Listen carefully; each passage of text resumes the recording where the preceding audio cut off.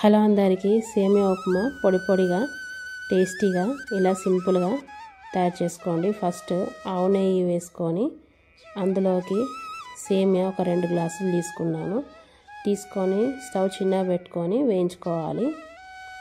కొంచెం ఎర్రగా అయ్యేంత వరకు వేయించుకోవాలి. దోరగా స్టవ్ చిన్నగా పెట్టుకొని వేయించుకోవాలి సేమియాని. ఈ విధంగా వేగాక స్టవ్ ఆఫ్ చేసేసుకొని అందులోనే ఆయిల్ పోసుకొని ఆయిల్ హీట్ అయ్యాక ఆవాలు జీలకర్ర వేసుకోవాలి. అవి చిటపట్లాడాలి. తర్వాత ఉల్లిపాయ ముక్కలు వేసుకొని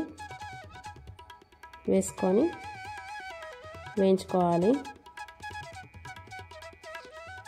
తర్వాత జీడిపప్పు వేసుకొని వేయించుకోవాలి. సరిపోని పచ్చిమిర్చి వేసుకొని వేయించుకోవాలి. తర్వాత కరివేపాకు వేసుకొని వేయించుకోవాలి. ఉల్లిగడ్డ మరీ ఎర్రగా వేగాల్సిన అవసరం లేదు. తర్వాత ఒక 2 గ్లాసుల సేమియాకి నేను 3 గ్లాసుల నీళ్లు పోసుకున్నాను. ఇట్లా 2 గ్లాసుల సేమియాకి 3 గ్లాసుల నీళ్లు పోయడం వల్ల పొడి పొడిగా వస్తుంది. తర్వాత సరిపోని ఉప్పు వేసుకొని మరిగించుకోవాలి ఈ నీళ్ళని. ఈ విధంగా మరిగాక వేయించి పెట్టుకున్న సేమియాల్ని ఇందులో వేసుకొని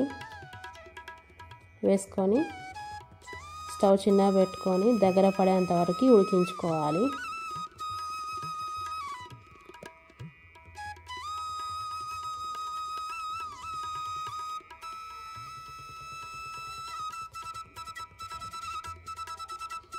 స్టవ్ చిన్నగా పెట్టుకొని ఉడికించుకోవాలి. ఈ విధంగా ఇలా 2 గ్లాసుల సేమియాలకి 3 గ్లాసుల నీళ్ళు పోస్తే చాలా పొడి పొడిగా చాలా బాగా వస్తుంది.